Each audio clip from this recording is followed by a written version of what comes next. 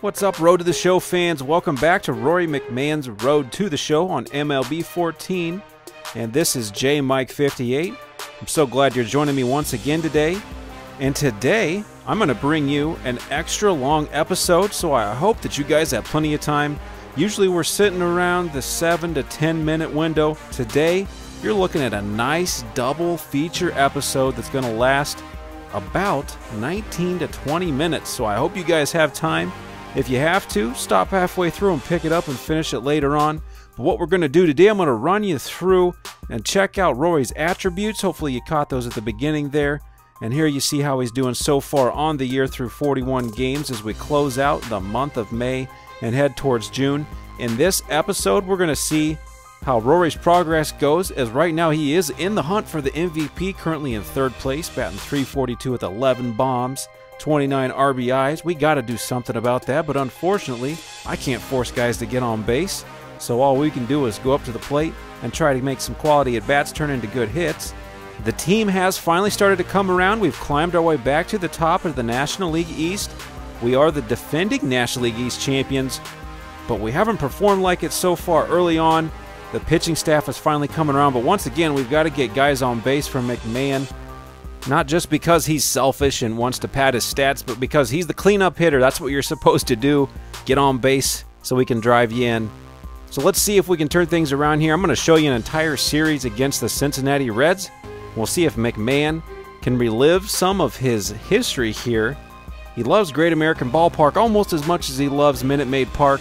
And here you see in Game 1 we're taking on Matt Latos, a rematch of last year's wild card game, where Latos took down the Atlanta Braves and ended their season. So we're definitely looking for revenge. Hold off on the slider to start the at-bat. It's ball one. There are the batting leaders in the National League, of which we spoke just a moment ago. And he lays off the pitch up and in. Something I haven't shared with you guys a lot is my hitting strategies when it comes to playing Road to the Show or just MLB the Show in general. And typically what I like to do on a 2-0 count, and there you see McMahon gets a low pitch. He drives it deep to center, but it obviously isn't going to have enough to clear the wall. Just a deep fly out, some good contact.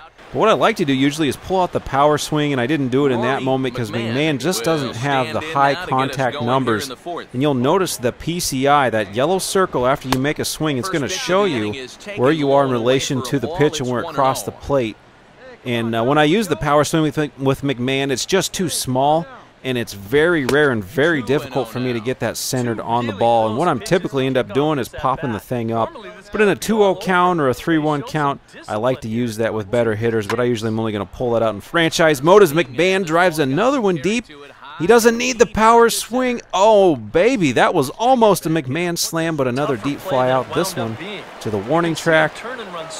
Two close calls at the plate, but no McMahon slam. Let's see if we can do something good on defense.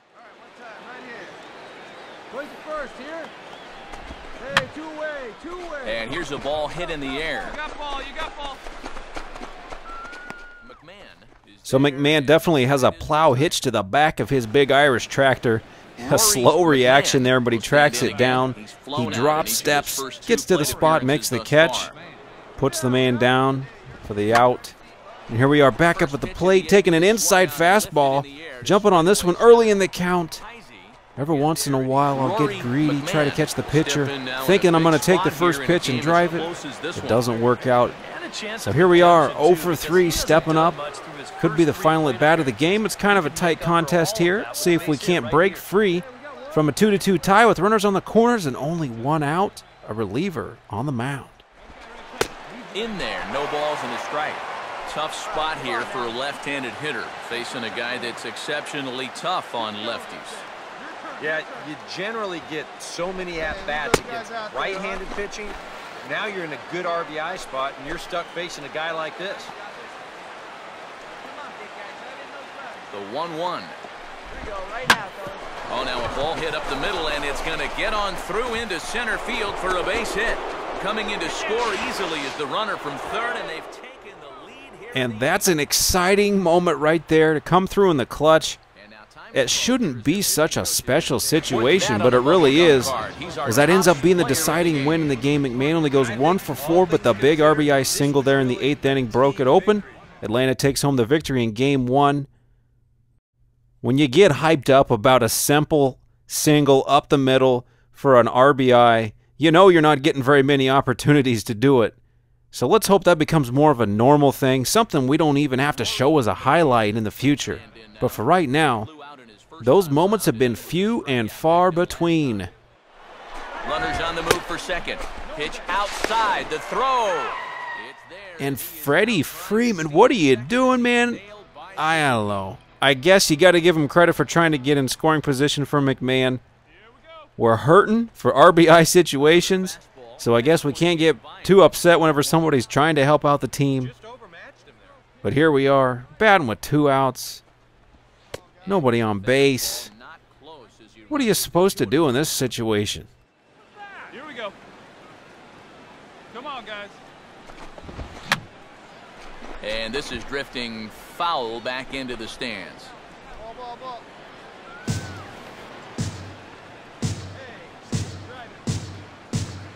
Here's the 2-2 home. And this will miss down low in the dirt, so he's worked it full now at 3-2. Jason Kubel would be next. And this is going to be a foul ball. Get yours right here, huh? Drive it up there. Wait for your pitch up there. And he misses ball 4. There you see the patient side of Rory McMahon coming through. You don't hit for a high average whenever you swing freely all the time. The next man up walked as well, so we've got a 2-1 count. This should be a good hitter's count. We get a good secondary lead. There's a line drive right to the third baseman. That would have been an easy run, but no dice in that situation, so we're stepping up again in a tie game, another RBI spot. They're gonna put McMahon on with the intentional walk. In some ways it's frustrating, but this is the first time this has ever happened to McMahon. The ultimate sign of respect, and then the ultimate sign that you're the slowest man on the team. They bring in a pinch runner and we don't even get to finish the game, and we lose. So it's off to Game 3. Jeff Samardzija makes his way to the plate to get us started here in the bottom of inning number 3. Swing and a ground ball towards the hole. There's a nice reaction. Quick move to the left. He scoops it up, one fluid motion, fires over to first, and he gets the out. A great little performance there on defense from McMahon. That side of the ball is starting to improve for the big fella. Look to maybe break the rut they've been stuck in. Yeah, and after that first inning, it's been all zeros since. And once he kind of got settled into that... And there he is handling the in-between hop. He does a nice job of sitting back. Fields it smoothly, throws over to first nice and easy, makes a good throw, and we got 2 putouts in 1 game. Rory McMahon will step in now and see what he can do with 2 on and 2 out here in the 6th. And he goes the other way with it as this ball's hit high and fairly deep down that... And I didn't even have a chance to set up the moment, but McMahon comes up with 2 men on. He pulls out his Minute Maid bat, flips the thing into the left field bleachers, and we've got ourselves a 3-run McMahon slam. Go get you some, big fella. As the Braves open things up here, it's 4-1. Well, he was close to getting out of this with just that 1 run scoring, but he winds up making 1 more mistake here in the inning, and it's going to cost him 3 more runs. Rory McMahon will stand in again as we flash you back here to inning number 6. This was his 3-run home run. You know, I hear that in the summertime in Cincinnati that humid air really makes the ball travel. McMahon actually got a pretty good piece of that. It felt good. It sounded good off the bat. But that thing just kept traveling. I'm surprised that went 355 feet. I thought it was going to be more of a wall scraper. Let's roll it up, huh? Hey, infield, knock it down, knock it down. Swinging a hard liner to center field. And that's going to get down out there. And with a 3-run lead, I'm going to push it, see if I can't sneak in behind. Probably a bonehead move to try to do that, but hey, at least we still hung on and won the game 7-3. A pretty good performance. We've built up some nice attribute points. Let's see if we can't apply those in some much-needed places, and you can never have too much power. McMahon sitting out an 88 for power against righties, 84 against the lefties. The contact, we've got that up to 64 and 60 respectively for versus the righties and lefties. The plate vision sitting at 72, so we're trying to keep that plate coverage indicator at a decent size. Make sure that we're getting a good piece of the ball. The fielding at a respectable 70. The arm strength and accuracy, we still could use some improvement there, and we're keeping that durability high, pushing the 90 mark. So we're at a good spot here, but we definitely want to keep emphasizing our strengths, knowing that as I play the game, I'm going to be in more control of the player reaction time and other things like that. So in the meantime, here we go. The next game, Game 4 of the series. Let's see if McMahon can't bust out another big fly. And they pitch out here, but Upton's not going anywhere.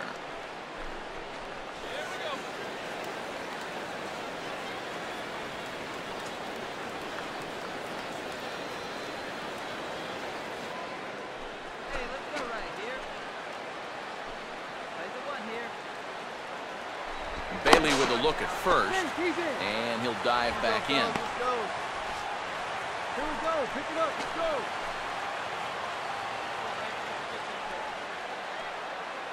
Let's go, boys. In there, 1-1.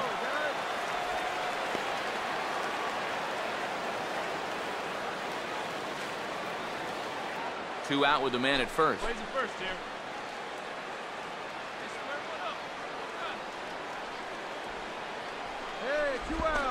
And he finds a way to catch the zone. And I don't know about you guys, but I'm not as big of a fan of these camouflage uniforms as what Cincinnati's wearing right here. We played against the Padres who've worn them. If you guys like those, go ahead and hit the like button on the video. I'm kind of curious what you guys think of those. I really dig the Atlanta Braves dark uniforms here.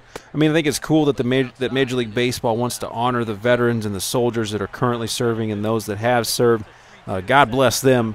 But as far as keeping it fresh, as McMahon comes through with a 3-2 single there, you're going to see a wild throw here, and then McMahon's going to be able to advance to second, but the runner on third is going to stay. But what I was saying about the uniforms, I like it when they use them sparingly and not shove them down your throat over and over. I think this is at least the second time we've seen them in this series alone. But I like it whenever you get that scarcity, when they come through in rare moments. It really adds a nice touch.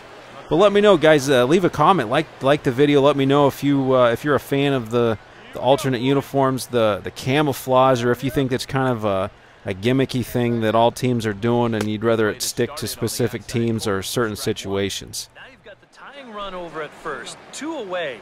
He's going to be looking to try and find a gap right here and bring that guy all the way around to score. Something that I'm really starting to enjoy here as McMahon's attributes keep climbing is the way that pitchers are throwing to him. They're being careful. They're working the count. They're really only giving him maybe one, if even that, good pitches to hit. And right there, that was probably the one in this at-bat. Homer Bailey, you're doing a great job so far in this one. We had to work the count to 3-2 and still had to slap a junk pitch up the middle on that last at-bat. And here we are at 1-2, having to fight for every piece of this one. There's another one close on the upper edge of the strike zone. These at-bats are challenging. These pitchers are doing a great job, and it really feels authentic. I'm really enjoying how this game progresses as you get better as a player. Ooh, there's a tough one to take right there on a 1-2 pitch, especially after fighting off so many pitches leading up to that one. 2-2 pitch is a fastball high, so it runs full, 3-2. And now the runners will get a head start. So I've worked the count full once again, the second time in as many at-bats. In the top of the third here, and there's Bailey. He throws a decent pitch, a backdoor slider. It probably was a little too far up in the zone. And I'm able to get the coverage indicator on the ball and slap that thing through the left side. Another solid single. And there you see why McMahon is in the top 10 in batting average in the National League, trying to run down the batting crown. A little late on the slider here as he hits it the other way to third. Throw in the dirt, but a good scoop at first. And we may have some pretty swings at the plate, but that was an ugly display on defense. We still got the assist, threw him out. A little unnecessary pirouette looking like a ballerina. It's a wonder we didn't fall over and hurt ourselves. The throw got there on a hop. Luckily, we got the scoop at first and get the out. So we're moving on to the top 5 here with a man on first, 2 outs. The game tied at 1. Bailey still in. And he drops in a nice knuckle curve on McMahon to bring the count to 1-1. Come on, guys.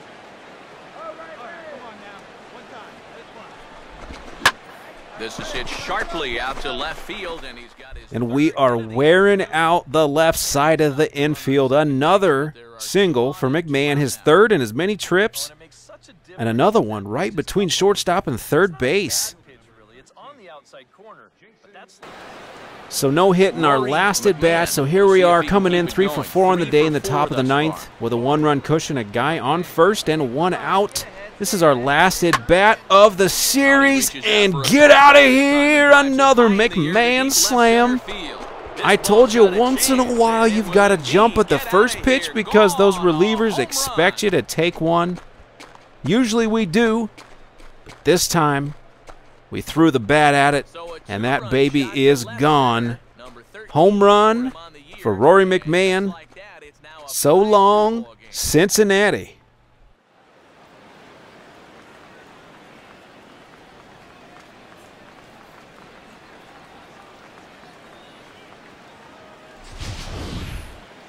You just can't throw that pitch right there. That swing tells a story right there. I mean, he got all of that one.